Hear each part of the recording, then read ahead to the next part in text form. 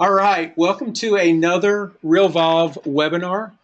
This is Mark Stepp. I am the CIO here at Realvolve. I've got Dave Crumby, our CEO. I've got Kendall Young, Director of Excitement, and Gary David Hall is with us monitoring the chat room. So if you guys have questions or stuff, please make sure that you put it in the chat room and we will try to answer them as quickly as possible. We will be trying to do this as a different type of webinar. One of the things that we try to monitor the Facebook page all the time, and we had an interesting comment from Amy, and it was just the fact that she felt very intimidated with Facebook and posts and stuff, but was really tickled about turning lists into a simple workflow. But the response from that we got, there was lots of response to that about how some people were intimidated. They were unsure where to start, afraid that they were going to do something wrong, frustrated, paralyzing, overwhelmed. These were some of the words. And it's very alarming to us. I mean, we want to make sure that you guys know what's going on. And really what I want to do is take a look at some typical to-do lists. And this is one that Amy actually posted. And think about how can we easily turn that into a workflow. So in our last webinar that we did, we kind of shared, Kendall shared her aspirations of wanting to create workflows and all the things that she did to create those. And Kendall, you did an excellent job at really getting into the mindset of that. But I think a lot of our users, they're at that point where they know they need this, they know they want to do it, they just don't know where to start. So one of the things that Kendall talked about was, putting the list together and creating some different things. And what we're going to do is we're going to take a quick poll real quick to see how many of you are currently doing any kind of checklists at all, and how are you doing them. So what I want you to do real quickly is tell me right now, checklists, are they in your head? Are they handwritten checklists? Are they computerized of some sort? Or are you currently doing some kind of Realvolve workflow? So you should have a little prompt that comes up, and just tell me, how is it that you're currently doing your checklists? And the numbers are rolling in. Computerized checklist is going right in line with handwritten checklists. Actually, handwritten checklist is going up to 44%. 72% voted. Okay. I'm going to go ahead and close that poll just real quickly. Okay. So based off of what I'm seeing here, we've got 43% of the people that voted here have handwritten checklists. Handwritten checklists, 43%. So you know what that tells me? Yeah, I heard somebody say wow. But what it means is that people have a lot of memory capacity.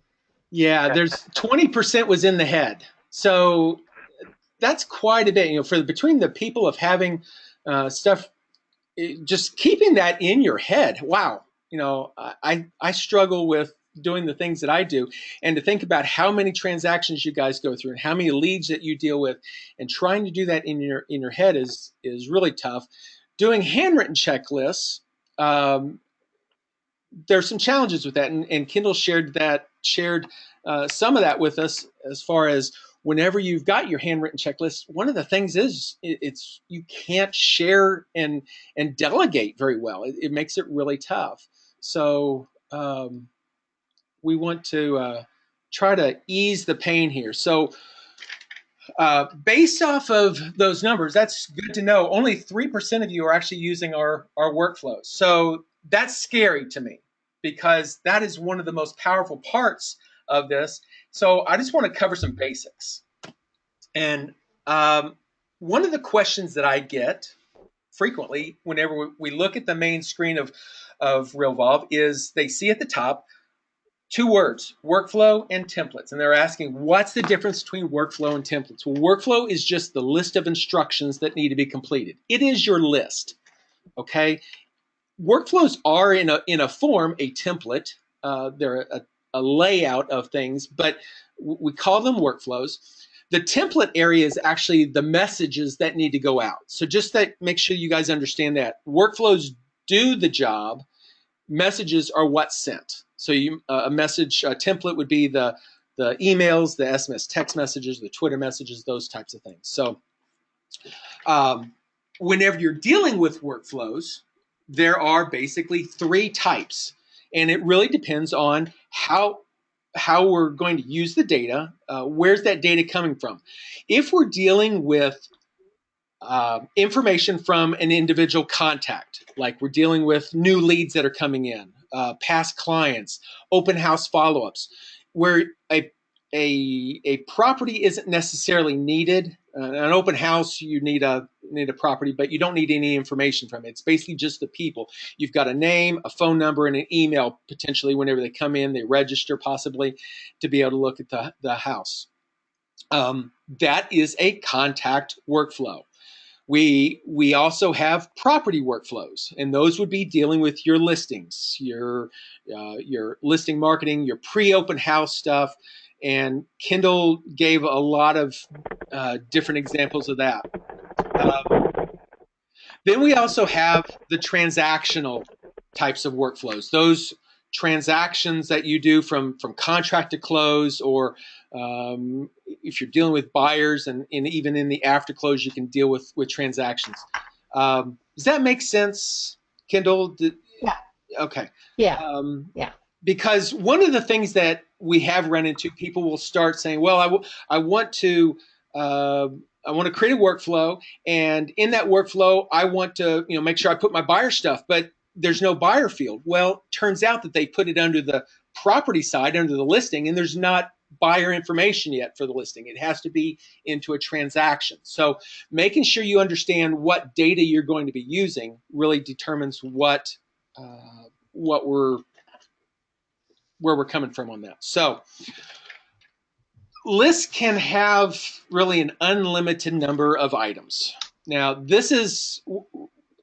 I'm going to show 3 different samples: a contact workflow, how to create one, how to create a listing workflow, and then how to create a transactional workflow.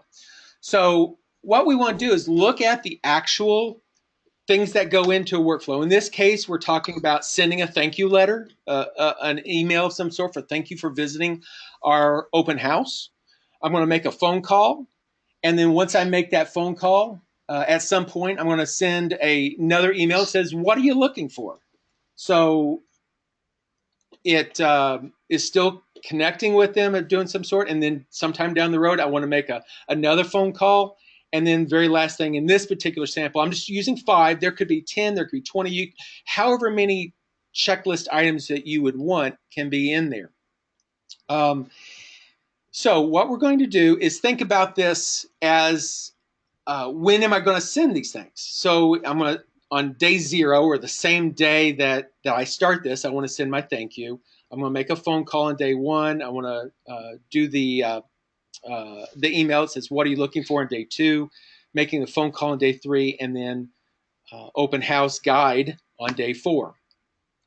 So if we really take a look at what this is, it's very linear. And for most of your contact type workflows, whether it be a drip campaign, whether it be any kind of follow-up type stuff, most of them are fairly linear. Whenever we get into a property workflow or a transactional workflow, those will be a lot more branching and stuff, and we'll cover that in a little bit. So what I want to do here is I'm going to switch over to my work screen and actually do this workflow from scratch, just to show you what we're doing.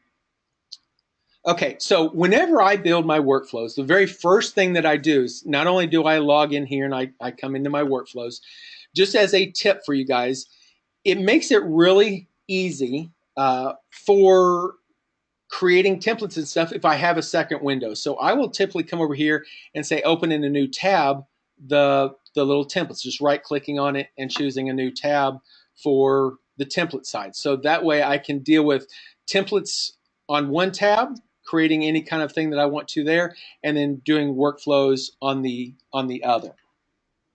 So what we want to do is we want to create a sample. I'm just going to create a new workflow, and I'm going to call this workflow. I'm going to click on the little plus. We're going to create a workflow, create a new workflow, and click on continue. The very first thing that we need to know is, what are we going to call this workflow? Well, in our list, we had called this a lead follow-up. So I'm just going to call this, and one thing that you might want to do is whenever you're creating these, you'll see over here on the left, I have certain like little codes off to the side, like CSW or digs for Kindle's things, prefixing it so that it just kind of keeps them together. So what I'm going to do is I want to create one called sample, and we're going to do lead follow-up or open house follow-up. Okay, no biggie there, just a title. And what are we going to use it with? Well, we talked about this because I'm doing an open house. I just need some basic information on the contact. I want to choose use with contact. Okay, and the rest of these things we really don't necessarily need. We'll cover them in a few minutes, but you can put in more descriptions and stuff. But those are the only two that we really need. What's the name of it and how are we going to use it? So I'm going to click on add. Now, at this point, we can take a look at those things that we have on our list. If I go back to Keynote, it's not coming up.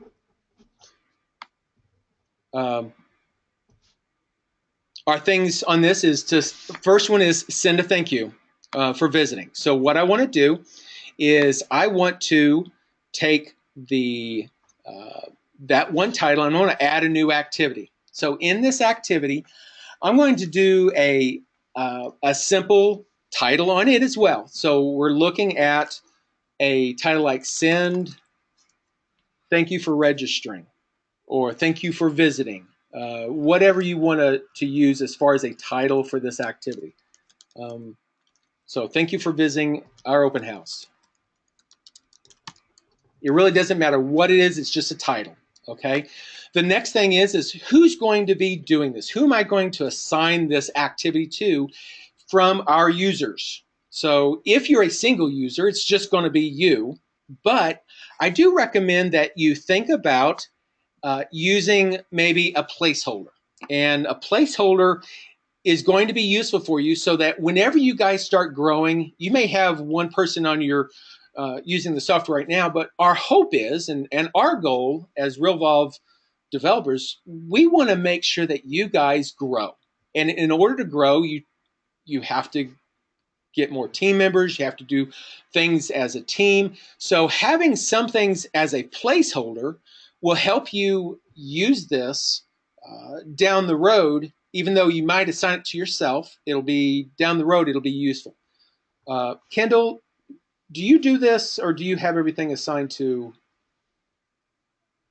I have them all assigned to roles. One of the things I do want to point out is that when Mark says that you're probably going to be growing, this doesn't mean that you're going to need to have a whole bunch of agents, but more than likely you'll at least add, say, a transaction manager or perhaps an assistant. And that is, in our opinion, a team.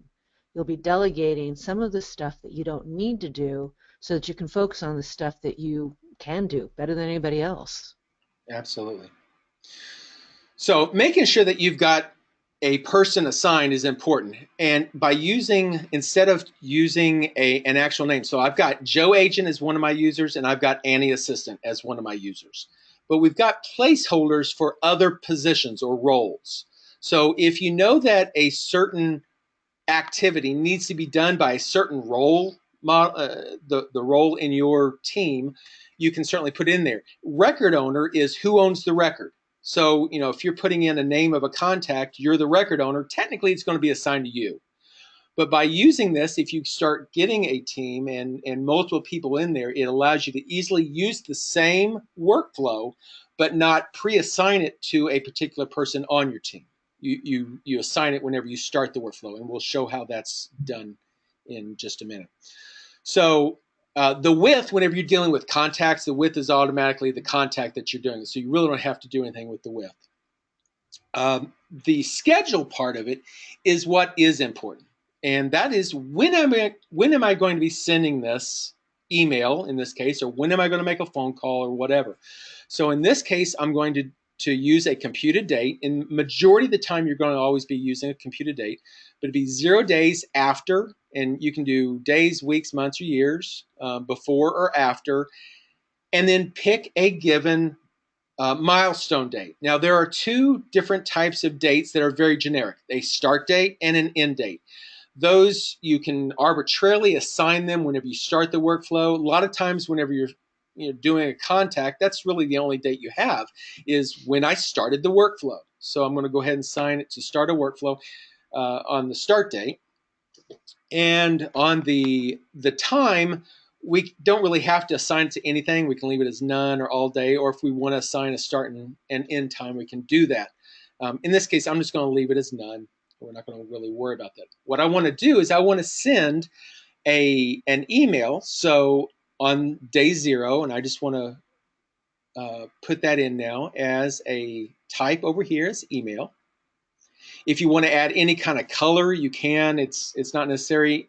The high, medium, low is not necessary, but it can be useful whenever you're wanting to prioritize certain things on your schedule. If something is really low priority, but it still needs to be done, you can put it in the low, and then that way things that are higher priorities will be put higher in your list. The real key to this is on that checklist is we want to send an email. We want to send this thank you for visiting our open house email. So in order to do that, we need to create an action. So I'm going to click on the little create an action, and we need to give this action a title. And it can be anything. Send email. It can be send thank you letter. It's just something that represents what you want to do. You can have multiple actions on each activity. And making something that's distinguishable whenever we go to run this activity is important. So I'm going to say send an email, and I need to tell it what I'm wanting to actually send. I'm going to do this. I want to send it immediately. So as soon as I start this workflow, I want it to automatically and immediately send out the message. Now, technically, right now it takes about 2 to 3 minutes. Once the workflow does start, we're going to try to get that down to less than 30 seconds. But just to let you know that immediately doesn't actually happen totally immediately yet. What we are sending is an email message. So I'm just picking that. And then what is it that I want to send? In this case, I've created an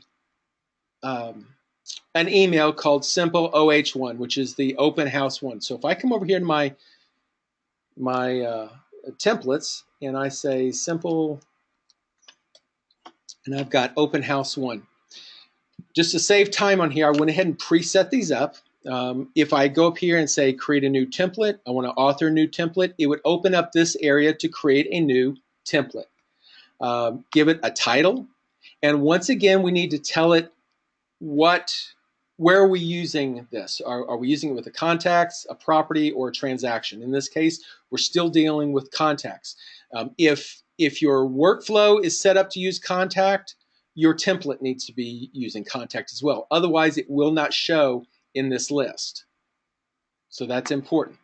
So I've got it set for contact, whatever the subject is that you want to have on there, and then the basic body of the message. Dear, and then greeting is the merge field that we have for each contact record has a greeting, and it's like Dear John or Dear Mary. If they're married, it'd be John and Mary. So whatever you have in there, and then it'll also use whatever. In this case, I've got a signature here as a merge field. The merge fields just fill in for you automatically based off of fields of information. So just a quick letter of greeting them. Out of curiosity, were you able to see other interesting properties as you drove around? Just asking for information and asking them to reply back. You're giving them some reason to reply back so you can get some interest off of them, find out where they're at. So this email that we're sending is just this simple open house one. And at this point, I can just click on save. But what you might want to do, just to show you that this is here, we can come up here and say that I want to put them as an open house lead as far as a tag. So not only are we going to send them this email, but at the same time we send them that email, we automatically apply a tag to that contact record as open house lead. You can do other things with workflows. I'm going to leave that for another workflow down later. So I'm just going to I think we want to keep our actions down to the most basic ones so that it's more accessible. At this point, it's just sending the thank you as the message and sending the email as the actions. That's all it is. So once I've got that on there, I can click on add. And what that then does is that adds this to my list of things to do. The next thing that we wanted to do was make a phone call. So I'm going to click on add another activity. And I want to say call contact. Okay. Who's going to do that? Again, I'm going to just assign the record owner. And when do I want to do this? In this particular one, we had said that we wanted to do it one day after the start date. Whenever we started it, we want to do it one day after. In this case, I'm setting it up as a phone call, and that's it. I mean, there's really not much more to it that I need to do. It's just a reminder to make a phone call. One thing that I do have on here is if you want this to synchronize to Google or not, you can turn that on or off. I'll go ahead and turn that off just so that it doesn't sync to Google. But if you wanted to, it could. If you'll look here on this one, it does say this activity will sync. This particular one syncs and this one doesn't. I left it on, so you can choose which way you want it.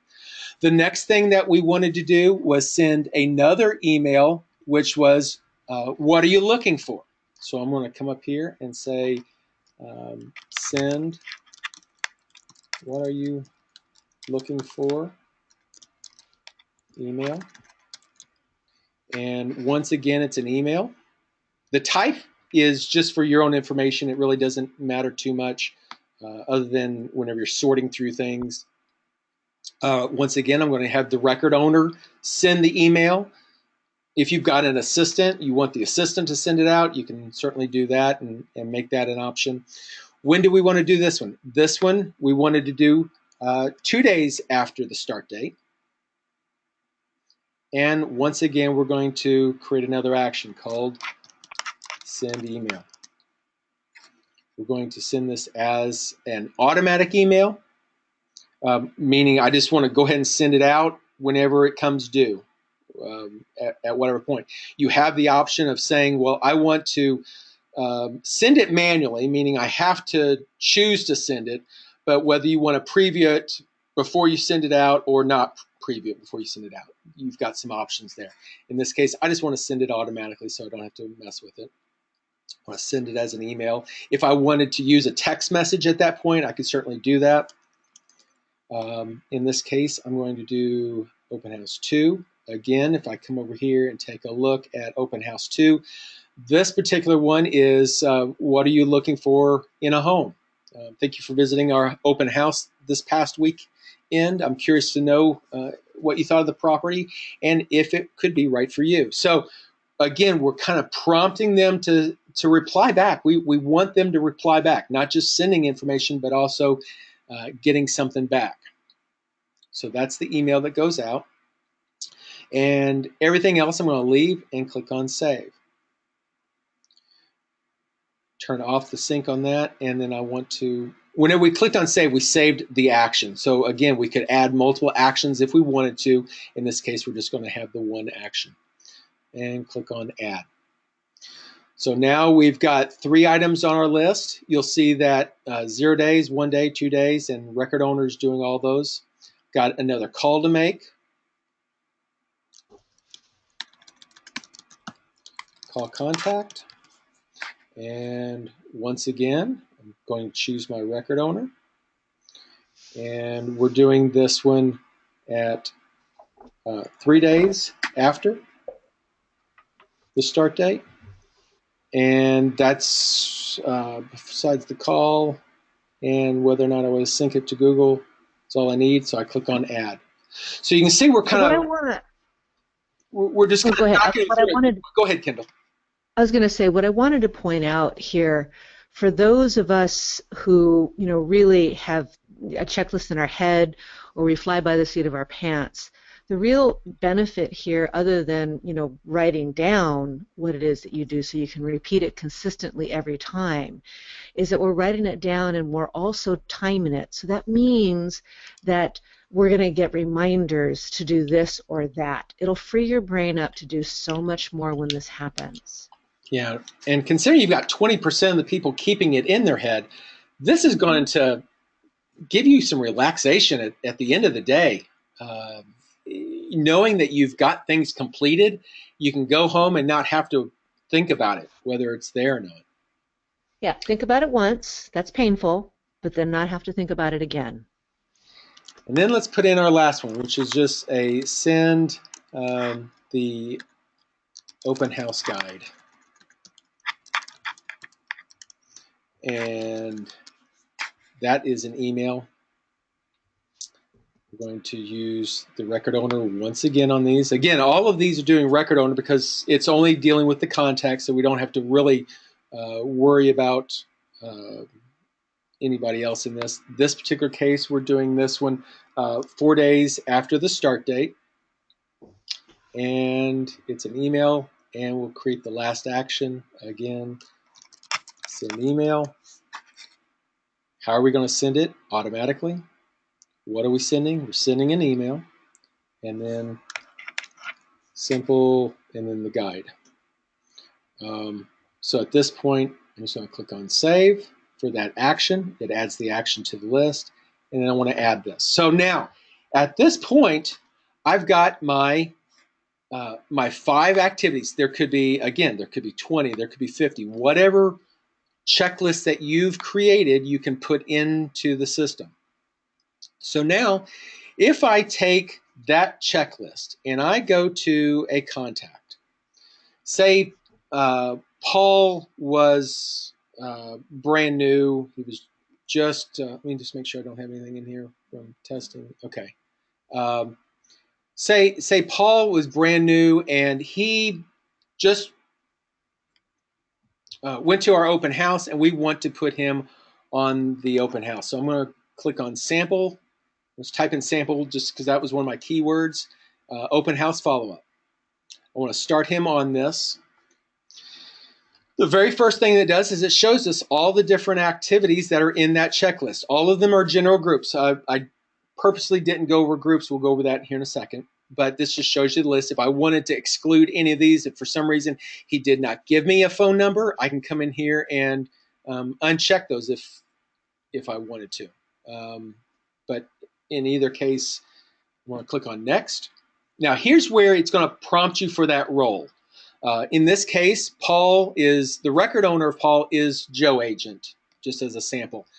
If I wanted to use this workflow for other people in my group, I can pick it very easily without having to hard code it in that workflow. So multiple people, multiple users can use this same workflow without having to manipulate the design of it at all by using this. So I'm just going to leave it as Joe Agent. And the next thing that pops up is based off of the start date. We had based all of these items off of start date. It's asking me, what is the start date? Well, if I wanted to start this tomorrow, I put in tomorrow's date, then it's going to put in the calculations on all of those individual activities for me based off of what we had put in on as 0 days, 1 day, 2 days after start date. anytime I want to change it, I can change it very quickly. And if for some reason you know that you can't do something on the 27th, you can individually change them manually, just so that you know that that's there. Typically, you won't do that, but you can. So I'm going to click on Done. So now at this point, Paul now is going to be on my list of things that need to be done. Here's the thank you for visiting the open house. It normally takes, like I said, about 3 minutes before it actually sends. I can, if I want to, just go ahead and send it manually as well. I can click on the little checkbox here and say, yeah, go ahead and run it. So then it goes ahead, completes that activity by sending the email. And then at that same time,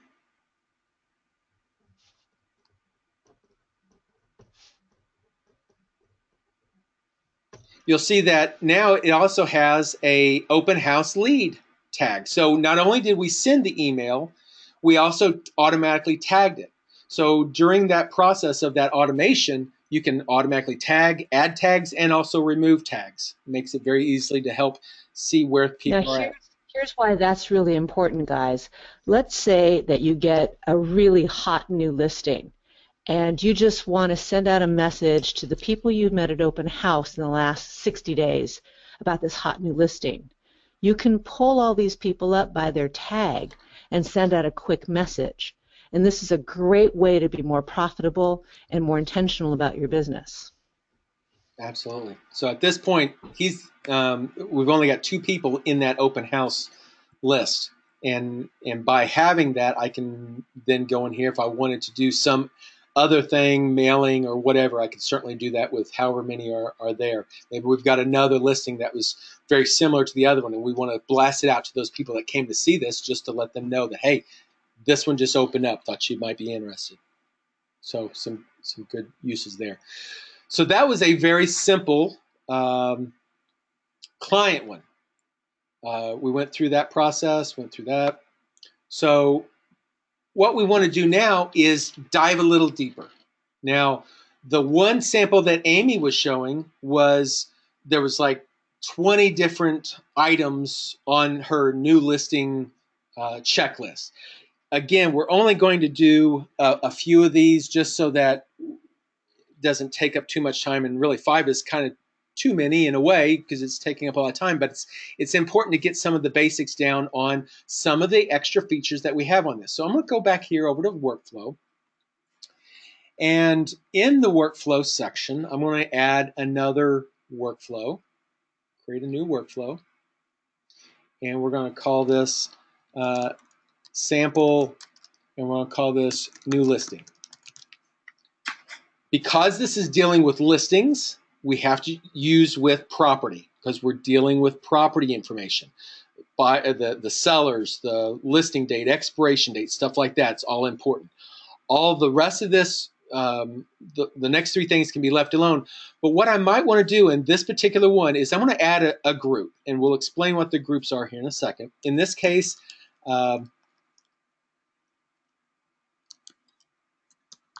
I'm going to add photographer.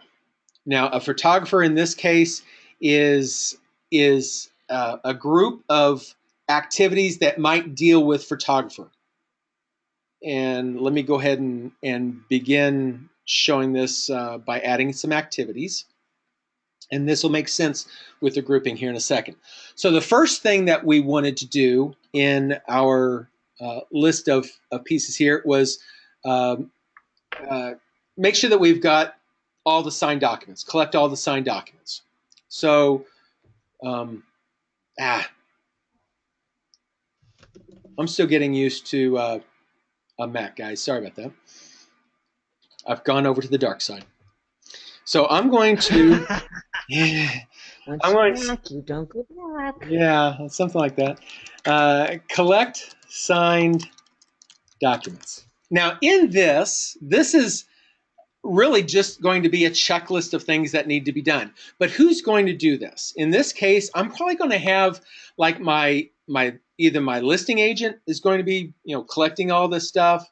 If you've got a listing coordinator, potentially they could be, but be the listing agent. And the thing that you're going to be dealing with here is, who am I going to be collecting this information from? So we would come over here to the with, and we can say, well, we're going to choose from our parties. We could be dealing with the seller and maybe even the seller too. You can put in multiple party members in this so that both of them are dealt with. They're both linked to this activity. The question then is when am I going to do this? So I'm going to come over here to the schedule on when, and I want this particular activity to happen 0 days or the day of the listing date. So I'm going to come here. We have a bunch of different date fields. If you scroll up through these, you can see them all. In this particular case, because I'm working with a listing, I want to know that things are happening during so many days after the list date for this particular activity. And it really is just a to-do, so I don't have to worry about changing anything there. But what I do want to do is start putting in those items in my checklist of documents that I want to make sure that I have. Do I have the listing contract itself? So I type it in, press enter, it adds it to my list. I put in the disclosure of agency and press enter. You can put as many different checklist items on here as you want, as you need. And that's important because for different people in different areas, you're going to have different types of checklists. And by creating this checklist in this, we can, again, take that off your brain and we don't have to worry about it. So at this point, I'm just going to click on add. I really don't need anything else. Actually, I don't really need Google Sync on that particular one. So click the signed documents. Now I'm going to go to one more, and this is where that group was dealing with. The activity here is order our photographer. What is it that we're needing to do? We're needing to figure out which photographer are we going to use. So I'm going to come up here and say order photographer. And who is going to do this? In this particular case, I might say that my listing coordinator is going to do that. If you're a one-person user, you don't have a team yet, you could still assign listing coordinator so that down the road, whenever you do get a listing coordinator, you get an assistant, you don't have to change your workflow. Whenever we go to start this, you would just assign your name to both listing agent and listing coordinator. You're playing both roles technically right now. But if you have those multiple roles, it's very easy to move them through that process. In this particular case, the interested party on this is I want to pick the photographer. So one of the party members in a listing is photographer, so I can assign them who am I doing this with. I want to assign the photographer. Now what I can do is, you may know the photographer and you may not. So one of the things that I'm going to add here is I'm going to create a checklist, but in this particular case I'm going to use a special checklist field, and you do that by typing in double brackets, so bracket, bracket, and then start typing in a merge field that you would use. In this case, I want to use the photographer merge field. So I put in bracket, bracket, type in photographer, it gives me my list and I can pick from it. Now, this is not a normal checklist item. This is a field in your database. If that field contains information, it will show it in your checklist. If it doesn't have information, you can put information in there and it'll help fill it in for you back into your database. Likewise, whenever I'm calling them, I might want to, at that same time, know when the photography date is. When are we going to actually make the appointment? So the date and maybe even the time on this. So I'm putting 3 different fields in here, and this will all come together here in a second, and it'll make a lot more sense. The one thing that we did earlier, up here at the top, we had said that we wanted to add a group called photographer. This particular activity deals with a photographer. So I can change its group here from general to photographer, so that in the event this is, maybe it's a a very low-end property and we don't need a professional photographer, we'll just do it ourselves or something, you can exclude this activity. And it's easy to exclude by having it in groups, and we'll show how that's done in just a little bit. So once I've got all this, I'll just click on, again, take off Google and click on Add. So now, oh, the one thing I didn't do is I didn't say, you'll see here that says 0 days after start date. I didn't say when I wanted to do this. So I'm going to go back and edit this. When do I really want to do this order the photographer? Well, I'm going to come back over here to the when, and I'm going to say that I want to do this 1 day after the list date. And update that. Okay, so now then I'm going to add another activity. And in this activity, it's just a simple, if we look at the little note here, property brochure. We want to be able to put in some information about the property itself in a brochure, but we can't do that until we get the photo. So one thing that we're going to have to do here is, I'm going to say property brochure. And who's going to do this? Probably the listing coordinator. And for the width on this, we can leave it blank. I mean, this is something that the listing coordinator does. If you wanted to put photographer on there because you might need to make a phone call there, you could, but probably doesn't need to be. But what we are going to do is down here on the schedule on this, one thing that we cannot do is do the property brochure until after we've at least ordered the photography done. So I want to say that we want to do this maybe 5 days after the completion date. And I'm choosing completion date here as an item. This particular item is not a date field in the database, but what it does is it opens up this last item down here for activities. So we have now, right now, we have 2 activities in this workflow. I'm saying that 5 days after the completion of ordering the photographer, I want this activity to come onto my calendar so that it doesn't remind me right after, it doesn't get put on my list of things that I need to do right away. Until I've at least done that one and completed that order of the photographer. And there's lots of things. Now, I could, if I wanted to, because this deals with the photographer, I could put photographer as the type here. I'm going to leave it alone just to show you something that will happen and give you some options to use. Now, down here in my checklist, I want to say, well, did I complete the brochure design?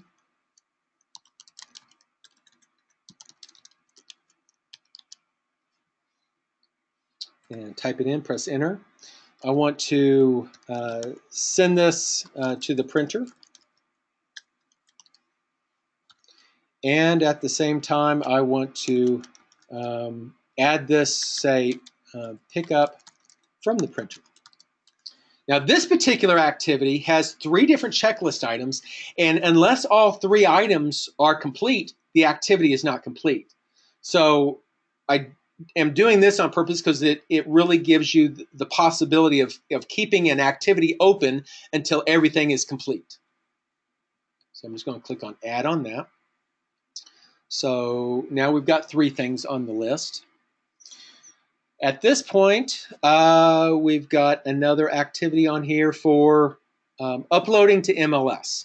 Now, that's going to be a matter of just putting some information about the property into MLS. I'm going to add another activity here and come up to the title. I want to say upload to MLS. Who's going to do that? Again, the listing coordinator. I'm going to leave the width on this. We really don't need a width And again, the with deals with, am I sending something or am I making a phone call? If I don't make a phone call or send email or text or something, I really don't really have to do anything with that. In this case, on the when, I want to do this maybe 2 days after the list date. Now, you might have this after ratification date or after, whatever dates are important to you. Basing this off of that is the date that you're going to choose. I'm just choosing list date just to make this simple. Once we have that, then I'm going to come down here, and again, I'm going to use 2 more merge fields. In this case, I want to use the, I'm going to type in bracket, bracket, and then type in ML, starting to type in this for MLS, so it has the primary MLS number. So I want to make sure that whenever I upload this activity, that I also make sure that in my database of Realvolve, I've entered the primary MLS number. And I can do that through a checklist so that as the listing coordinator does things, they can also be filling in database information. And then I'll do one more thing here on the date in MLS, just to make sure that when did I put it into MLS, and I can assign a date. At this point, that's really all I need on this. I'm going to undo Google and hit add. Okay, so now we have 4 items. The last item on our list was the expiration reminder. You've got a listing and it's going to expire. And typically, whenever you start a listing, it automatically puts in an expiration date in your calendar for you. But you might want to add a reminder like 5 days before or something that puts that in there. So I'm going to put in here expiration reminder. Again, this might be the listing coordinator, or it could be the listing agent, whoever you want to deal with that. In this particular case, we might want to be making a phone call or something to the seller. So I'm going to go ahead and just put seller and seller 2 in here. So those are in there, and then when. So in this particular case, we're going to choose the when as being 5 days before the expiration date, expiring date. Nothing major there. You can put in however many days it's important to you to know ahead of time. And this particular case, because it's pretty important, I might colorize it red just to make sure that it's in there, and also put that high priority. I want to make sure that this thing doesn't expire in the case that it's at that point. Again, I might even leave it on my Google Calendar, and we'll be good to go. So now then, we've taken that simple 5 checklist item and we put it into this list.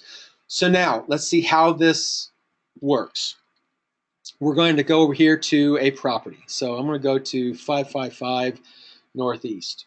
Okay, so we just listed this today. It expires on June 30th. Okay, at this point, I can come over here and say I want to start a workflow.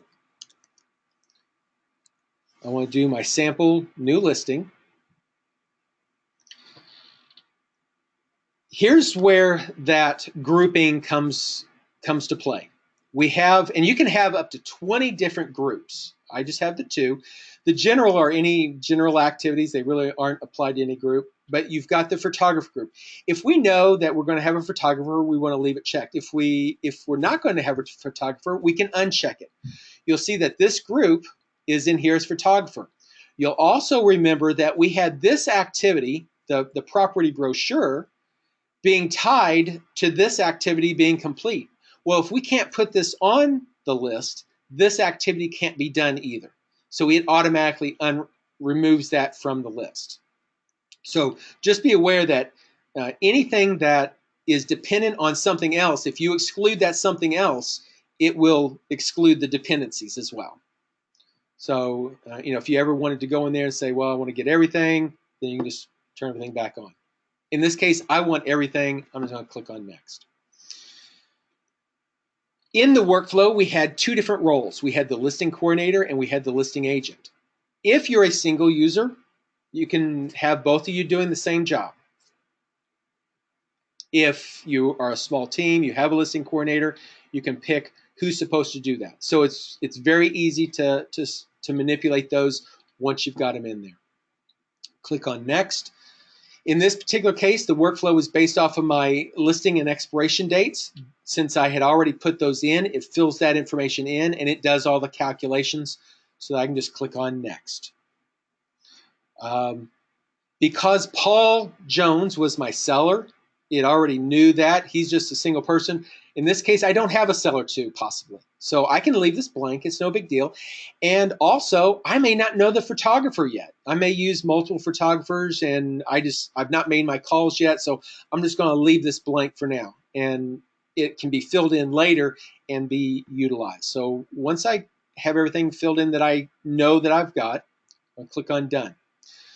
So at this point, it goes ahead and creates my activities. It'll put it in my calendar so I can see them actually in the calendar itself. If I go to the month view, I can see things that need to get done. If I go to my activities, I can see them in a list. So the very first thing on my list, and I'm going to do this from this just so that I can get to everything easily. You would see these same activities on your dashboard, on your activities list. You see them in multiple places, but I'm just doing them from here. So I want to make sure that I've collected all the signed documents. So I'm going to go here and go to check this off. Well, in order for this to be checked as complete, it says, hey, I've got 2 checklist items that have to be complete. If I come in here and say, well, I've got my listing contract, but I don't have my disclosure of agency. So if I don't check that and I save and close, this activity has not been complete because it requires both of those activities to be done. If for some reason I don't need that particular item, I can click on it twice and it marks it out. Not that I have it, but it's just that I don't need it. Once you have everything either checked as completed or not needed, then at that point, that activity now becomes complete, and then I can save and close it. By doing that, it puts it at the bottom of my list. I don't have to worry about it. It's been complete. So now, the following day, tomorrow, if today was the 25th, I could come over here and say, well, I need to order the photographer. Well, whenever I check on this, you'll remember that these had those special merge fields in there for photographer, photography date, and photography time. So here, I can come in here and say, well, I just called Phil Photography or Phil Photo, and I'm going to use him. We are going to do this photo shoot on the 26th at, say, at 11 a.m. So as I check those, I fill those in, I can check those off. At the same time, I can save and complete that, save and close it. Now, whenever I go through and look at certain things in my database, I'll see some information. So if I come over here to the people, you'll see now that Phil is tied in as the photographer. I didn't have to do anything from my contact list to bring it in there. The checklist pre-assigned it. If I come over here to my listing side and I scroll down here to the photography date, it has filled in the date and time for me. When is that going to be done? And whenever that then gets completed, any activity that's dependent on that will then be calculated. So let me go back to my activities list and we'll see what things need to be done next. So say the 26th rolls around and we need to upload our information to MLS. Okay, so I've uploaded my information and I've gotten the MLS number. I may have entered it previously, in which case it's in here. If I didn't enter it previously, then we want to make sure that we fill that in. So that's been done. And when did we actually put it into MLS? Well, we could say that we did it on the 26th. So save and close. So again, it's filling in information through those checklists to keep things simple for you. Because we had completed the photography piece, our property brochure becomes an item. So now I can come over here and say, well, have I completed my brochure design? Yeah, I have. But that's all I've done. I've not done anything, so I can save and close that.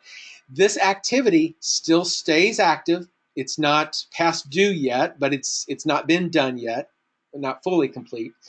So it stays on my schedule. If I come over here and I check it again, you'll see that the check mark is still checked. So now I want to send it to my printer. I've sent it to my printer. I can save and close. I can do other things. Come back the next day. It's still on my schedule to do. Now I need to go pick up. Oh yeah, I need to go pick up the brochures from the printer. So I can go click on that. Once all three things are done, now everything is completed and we're marked off the list. So you can have, a multitude of different things that are checklist items, that are actions, that are emails, things that you send to the seller, things that you send to the buyer. One thing that I didn't do, which I really should have, which would be important, and that's kind of why it's also important to kind of do some run-throughs. Some of these activities I might have wanted to tell the seller that I did them. So if I come back over here to my workflow and I do sample of new listing, I want to go back over here, and for my new listing sample, I want to say on the order of the photographer, maybe I want to let the seller know that, hey, we've got a photographer ordered. So I can say report yes. And then whenever that activity gets completed, it will automatically put that entry into the seller report section so that it notifies the seller that that has been done. Same type of thing maybe for upload to MLS. Maybe I want my seller to know that I want to put it on the report, answer yes, and update that. So anything that you want your seller to know about, make sure that that report is yes, so that whenever you go and complete that activity, let me go back to this. As you were, we won't do it now because I've already completed it, but once you go and complete that, then it would add information about that activity to your seller report. And then you can get up an automated seller report piece going. And we've got a video on that. I'm not going to go over that today, but we've got a way that you can, like on every Friday or every Monday, send out a report to your seller of all the things that you did for them that week. So that anything that's in this report, maybe you come over here and you wanted to also add some manual stuff in there. Maybe you had a showing and you wanted to tell the seller about it. Great showing, liked the backyard, whatever. And you can put in there a rating, put in a contact if you want to do that, and you can click on save. So what that does then is any item that is in this list that has not been sent to the seller can be sent as part of a weekly seller report. Okay, doing those manually took a lot of extra time. One of the things that I wanted to also cover was, and I had created these earlier as simple instead of sample, I created one here called contract to close. And we go through the exact same process, but I want to show you a couple of things that might be a little bit different. On the entering of the deadline dates, you can have multiple deadline dates. We did that in the listing, so that's really nothing new. On the review closing docs, it's the same type of thing as our listing docs. You can put in all the different listing docs. But one thing that we've got on this particular one is as you are completing your activities, I've got two different actions. One action is whenever I'm missing documents, and an action is whenever I have all my documents have been received. By using a little checkbox on this missing documents, basically all I'm doing the same thing that we did before where I've created a title, I'm sending an email, in this case I'm just sending it manually, but I'm creating an email or sending an email that is the closing docs are missing. And I want to come over here to closing docs missing. You'll see that this uses a special merge field here called activity checklist incomplete. That checklist incomplete basically uses anything that is in my checklist of items. Whenever I go to complete this in my calendar and I go and start checking things off, if there's anything that's not complete, those particular items that are not complete can be sent automatically to whoever I have this sending this email to. In this particular case, I have it sent to one of the agents. So at the same time, I'm also having it create a tag called missing documents. And then I reschedule. Down here at the bottom, it says this action is for incomplete checklist. So anytime this activity has non-completed checklist items, it will show this as a possible action to be run. Once you run it, then it will reschedule this activity 2 days afterwards. So if I was to do it today, I had some missing documents, it sent the email, maybe there were 2 items on my checklist that weren't complete, it sends an email to that agent or whoever I'm supposed to be sending it to, and it includes those 2 missing documents in the email. At that same time, it adds the missing documents to the closing, to the transaction, and then automatically schedule this particular activity 2 days out. So a lot of automation there that can be done. You may just want to do one thing, but it's certainly powerful enough to do those extra things. So automating those. Here we're using ratification date for ordering inspections. Again, using more merge fields for things, and removing contingencies. You might want to remove some contingencies. There are things in your checklist to do. And then the last thing that's kind of important to know, and we've had some questions on this, is how do you deal with things that you want to put on your calendar? So closing day for this, we want to make sure that it's on our Google Calendar. So this is one that we'd probably want to synchronize to Google. We're going to call it closing day. And on this particular item, we're going to do 0 days after the closing date, whatever the closing date is. But because closing date is a special field that has also the ability to put closing time, we can put a time associated to it.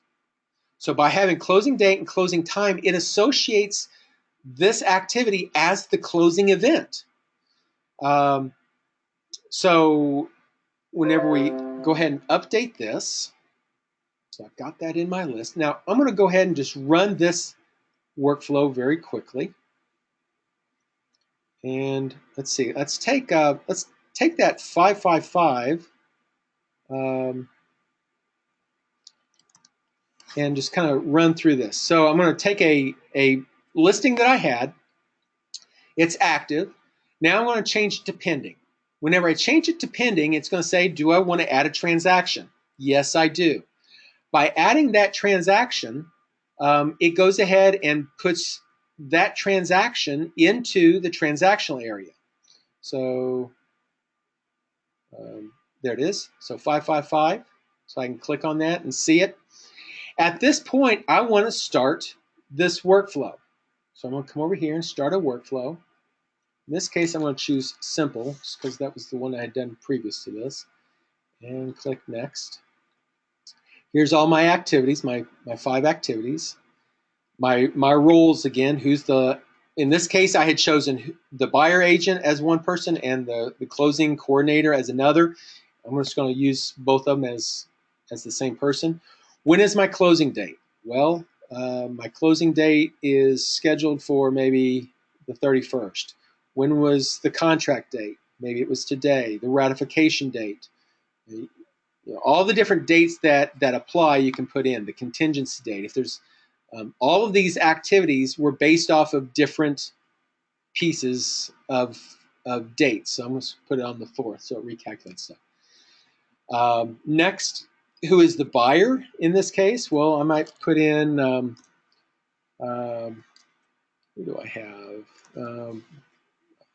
Paul as a buyer, and the buyer agent I might put in as Joe agent, and then click on done.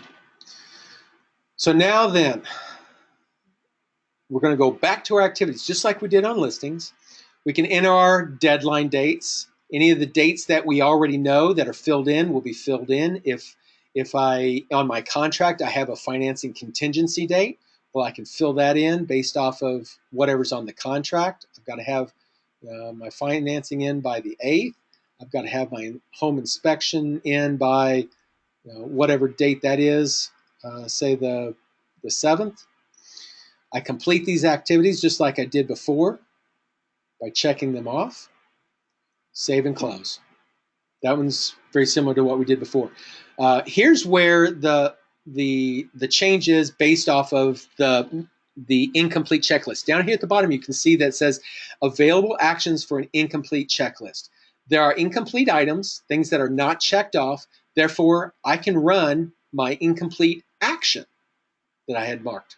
So as I complete my activities, if anything doesn't need to be done, I can do the not needed, or I can check them off. But as soon as I check the last item, you'll see that now this bottom has changed to be a list of completed checklist items. Now I'm going to uncheck 2 of these items. Say I don't have my copy of my checks and I don't have my HOA addendum. At this point, I need to tell the agent I can run this as the missing documents. And in this case, it's going to Joe Agent. I'm just going to send that message. I can go in there and edit it if I want. I gave it the option that I want to preview it before, but I want to send that. Well, at the same time that it sent it just then, if I come over here to my radar,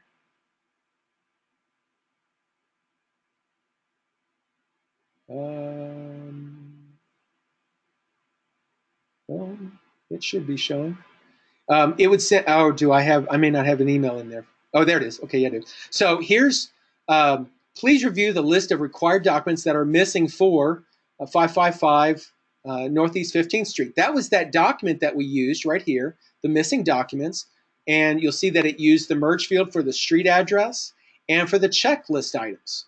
So what it did is it put in the address and need to get back to me in 2 days. And we wanted the copy of the checks and the HOA documents. How many times do you guys have to create this email and you're having to manually type the email or fill in the things that are missing? I mean, I just did it by not checking the things that needed to be there.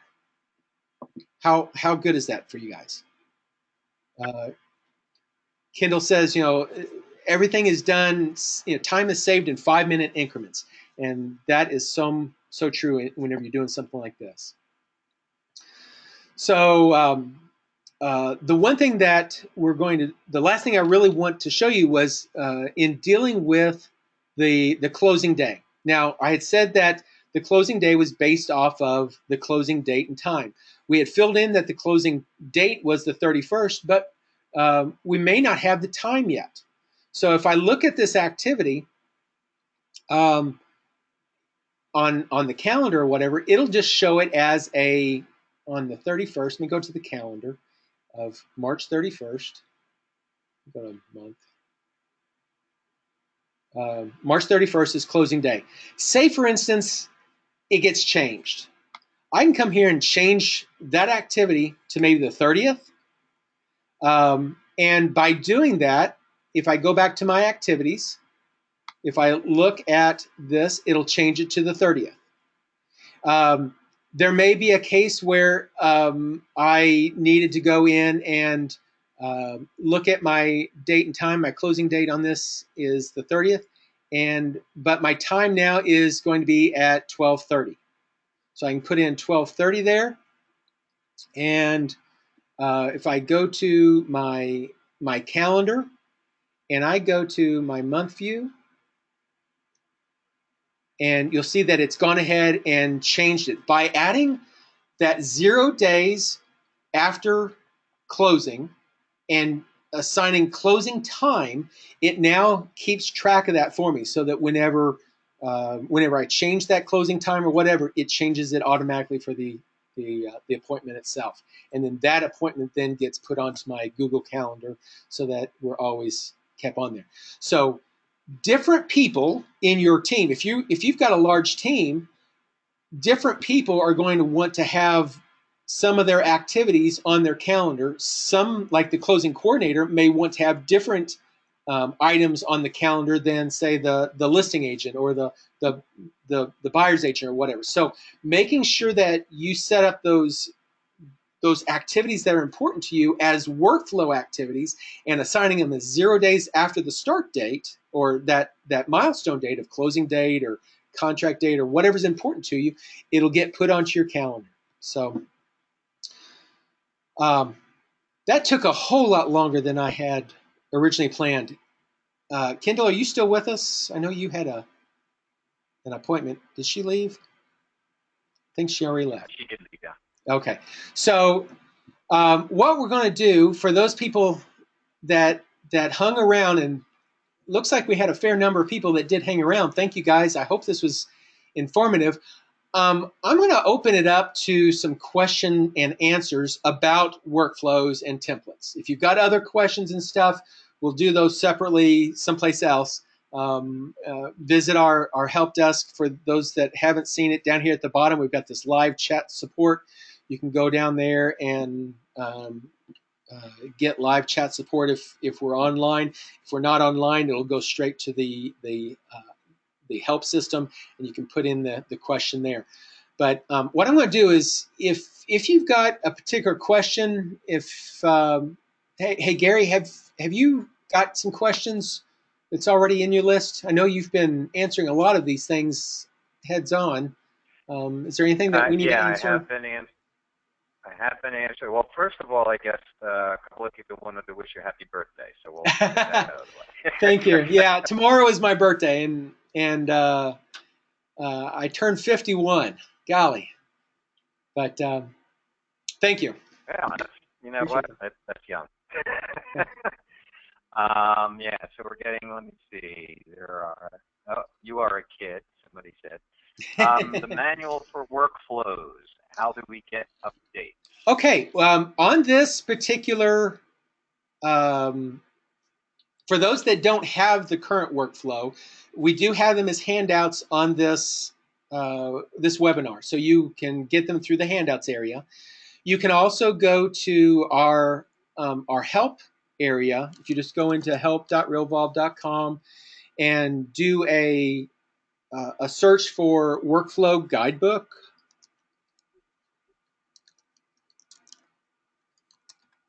Workflow guide.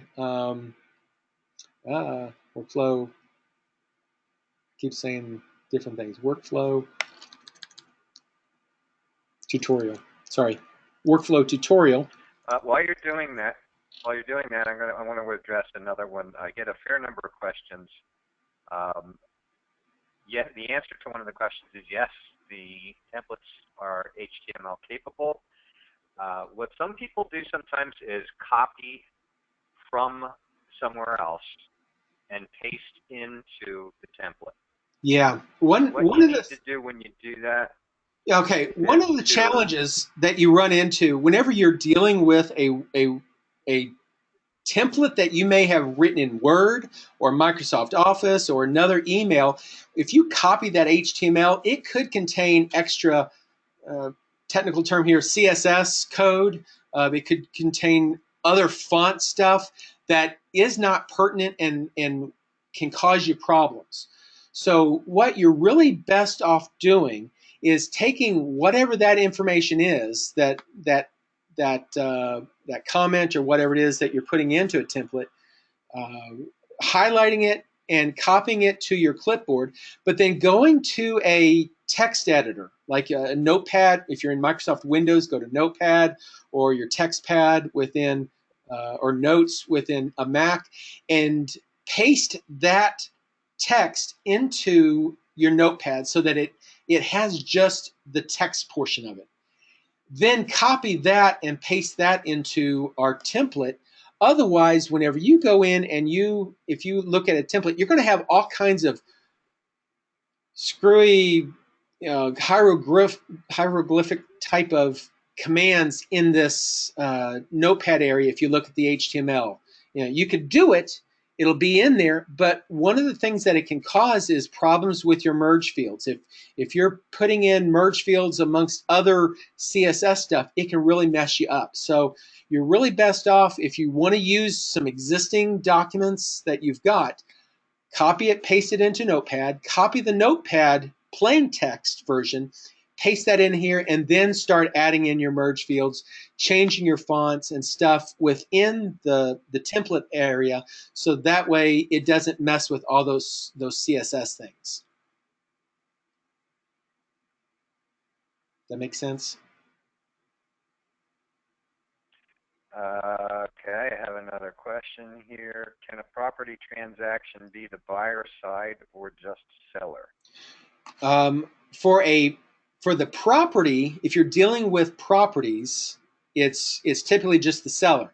If you're dealing with the closing side, once it's a transaction, once you have a transaction, then you have the buyer information as well. So anything that deals with buyers, stuff like that, your workflows are going to be transactional related.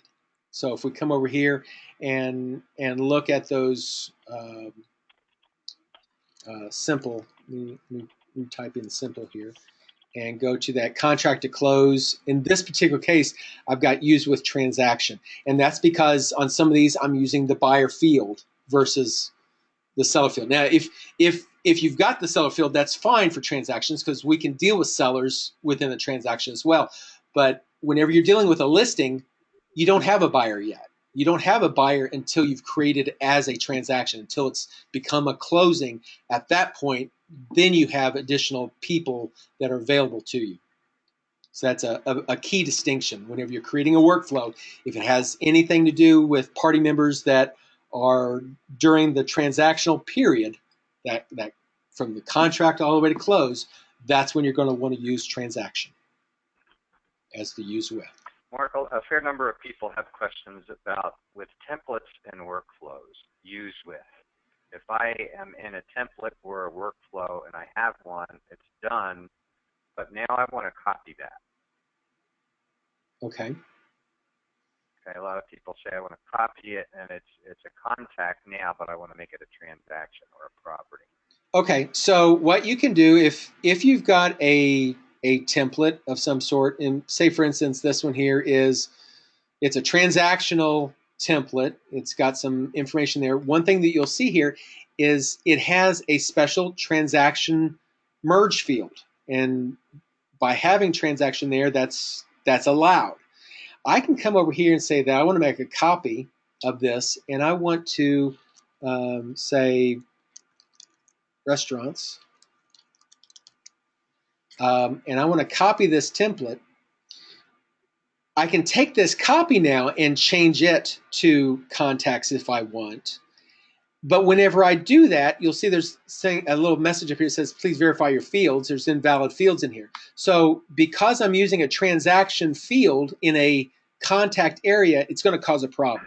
So you want to make sure that you clear that out and come back over here and start using the contact merge fields for maybe greeting or whatever it is that you want to put in there. You know, pretty much everything else is the same. It's just a matter of whenever you're having merge fields in there, it's important to make sure that you're using the right use with. Does that make sense? I have another one. Is there a way to get notifications when something is assigned to you? Notifications whenever you're setting up, we do rely on Google's calendar to notify you by phone and stuff.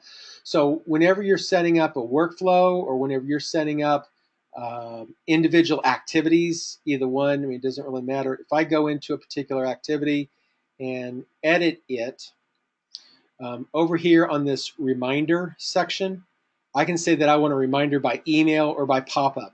And that sends that information to your Google Calendar, and it will remind you through Google. Otherwise, it's going to show up on your dashboard, like, I mean, as a normal activity and stuff. Does that make sense?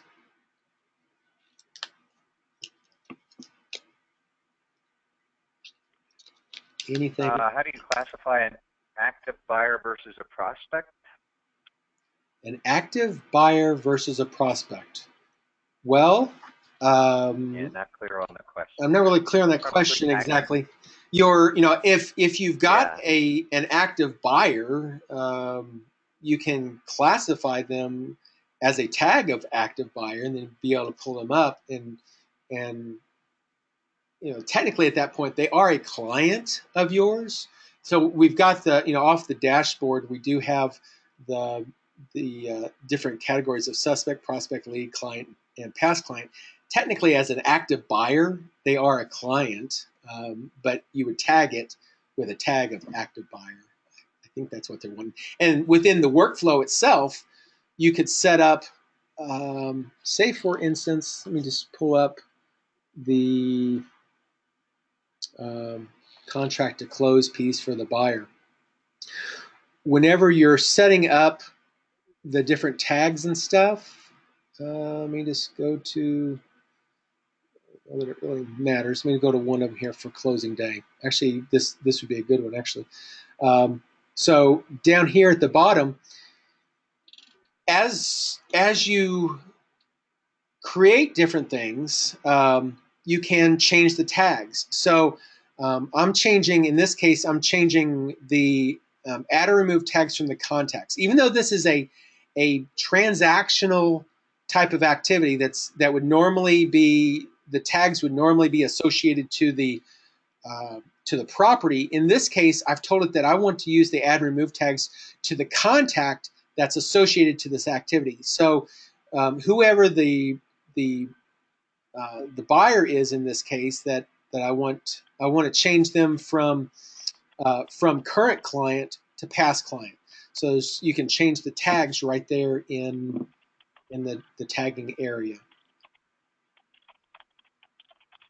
And then one thing I didn't cover was, whenever that particular activity got completed, which was the closing day activity, once you complete it, it adds and removes the tags as specified here, but then it also allows you to start another workflow. So once that closing happens, then you might start a post-closing workflow that takes them through the next 7 years, of maybe contact them once a month, using maybe Dave Beeson's or something that you've created that contacts them over a period of months after that closing. Maybe the 1 year reminder, or your different anniversary reminders and stuff like that you want to do.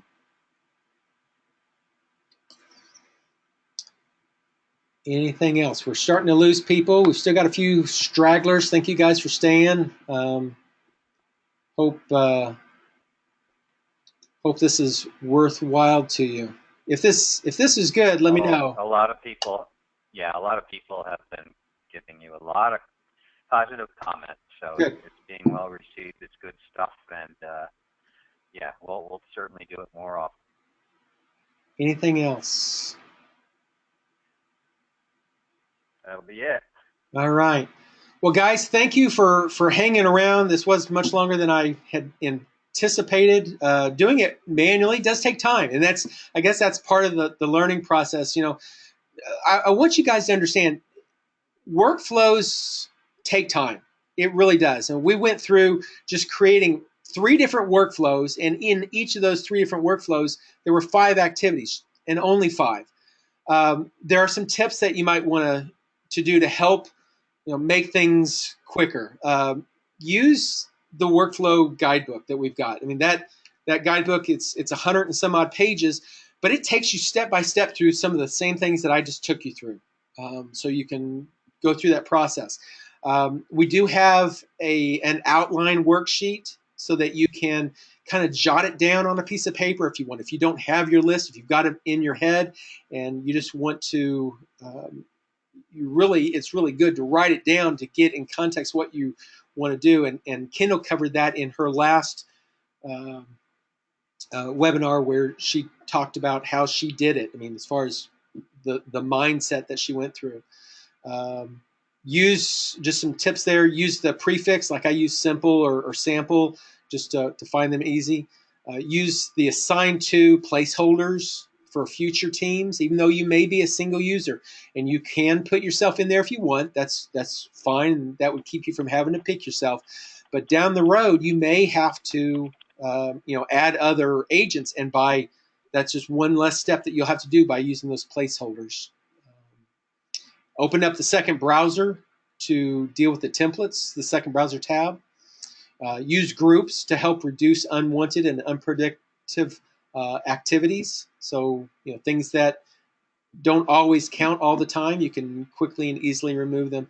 And definitely test your workflow. Once you get a workflow done, test it, retest it, make some changes, retest it again. One thing that happens is whenever you start a workflow, it takes a copy of the workflow that you've generated at that point in time and uses it. If you make changes afterwards, it does not apply it to any existing workflow. So if somebody's currently on a workflow, they're on that workflow until you add it. Now, you could go in very easily and run that workflow again and remove all the items except for maybe a couple new ones that you've added, and start that workflow a second time to be able to add those missing items. That's easy to do. But definitely, if you have it all laid out, have it all planned up ahead of time, and don't have to rework it, it makes it a whole lot simpler. So if you guys you guys are listening to us, if you guys have systems of your own and you want to share, you want to do a one-on-one interview with us, I would love to do that. Do kind of a little interview process with you and show the users how you do it. Maybe every state has different regulations. Some are attorney states, some are escrow states, title states. So different people do different things different ways and different mindsets. And not every workflow, while we do have the workflow library that you can pick and choose from, not all of those are for everybody. So you've got to create your own. And if you guys have created your own workflows, your own workflow libraries, and you want to share those, definitely let's talk about having a little one-on-one and talk about how you went about building that workflow. What are the things in it? What's important about it? And how is it best utilized? Because as you can see, I've got on the list here, I've just got a bunch of different workflow packages that are available from users that have created them themselves and from people that wanted to just make their life better. So, Gary, did you have anything else? No, we're good to go. Well, guys, thanks again. You guys have an awesome day. We did record this. We'll put this on YouTube just as quickly as possible. So you guys have an awesome week, and we'll talk to you later. Thanks.